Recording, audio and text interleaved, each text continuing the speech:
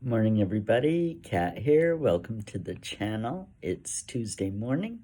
In Great Britain, they are celebrating a centuries-old tradition today with the marking of St. George's Day. Now, St. George is the patron saint of England. He's best depicted in the painting by Raphael done in 1505, St. George and the Dragon. St. George is known for slaying a dragon. Now, if we look at the history of Great Britain, the British Isles, there's dragons all over the place. All over the place in statues all around Britain, you see dragons and reptiles. In fact, Wales, the dragon is the dragon's on their flag. Huge influence of the dragon, and you gotta understand, is this just myth and legend? Where did this come from? Is this particular to Great Britain? Well, no, it's not.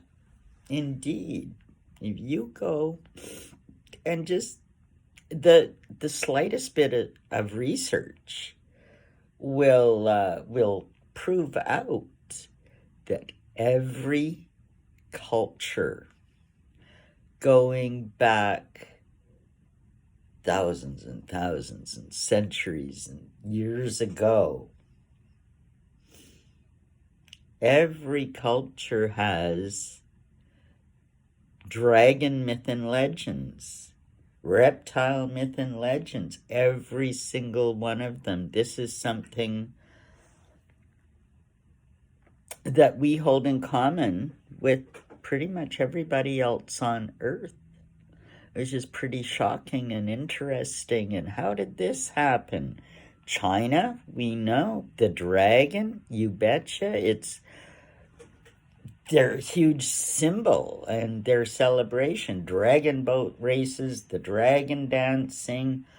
We see dragons all through the Asian culture. You can go as far afield as the United States of America. The legend goes back all the way back to an entity called Quetzalcoatl, the winged serpent.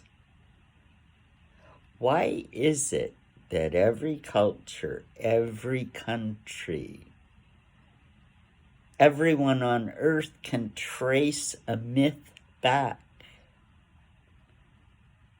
to a time when the dragon was worshipped as a god? How did this happen? Where did the dragons come from? Now and I'm just touching the surface here, but this is something that if you want a rabbit hole to explore, this is a good one to go down. And if you go down this rabbit hole, you're going to encounter some interesting names.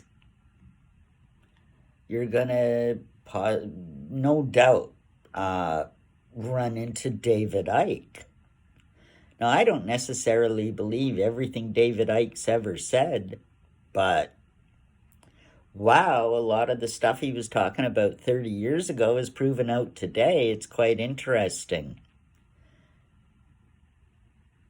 You might run into the name of Steve Quayle, who's done extensive historical research. Now, both those men have completely different conclusions. And the conclusion you make, I mean, that's up to you, given the research and given your own beliefs. But definitely, on this St. George's Day,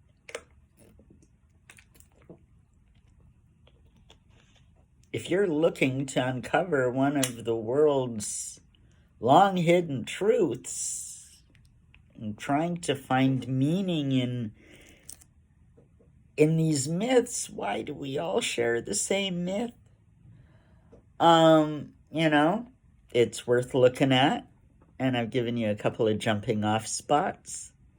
And if you're in Britain today and you want to get out and fly the flag and have a picnic, I know some places are having parades. Sure enough, do it. Show your patriotism. Get together with friends.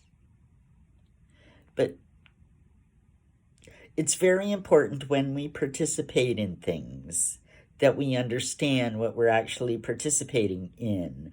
And that is why a lot of these rituals and things,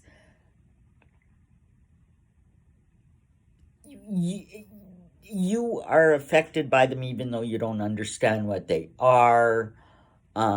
Myths and symbols and symbolism and all of that kind of stuff plays a real part in reality, and most of us don't know anything about it.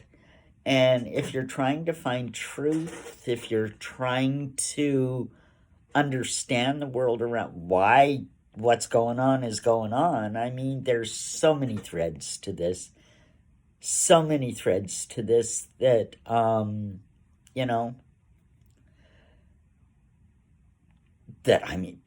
pick one.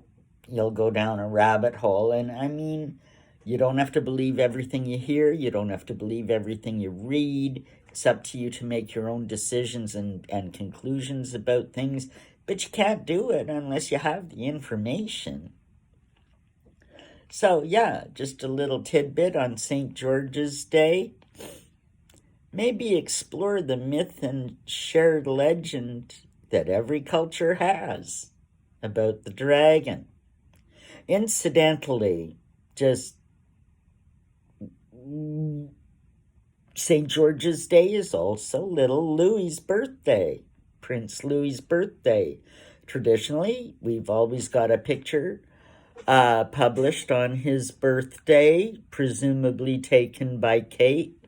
So far today, no picture. So we'll have to wait and see what happens there, if there's some kind of a statement or if a picture comes out later. Again, there we go. We have no clue what's going on with Kate, the kids, and William, and all of that. So we just have to wait and see. Anyway, I hope you enjoyed this little historical look at St. George's Day, and maybe it gave you something to research. Have a good one, everybody. Like, subscribe, leave me a comment. Love to know what you're thinking about. Take care.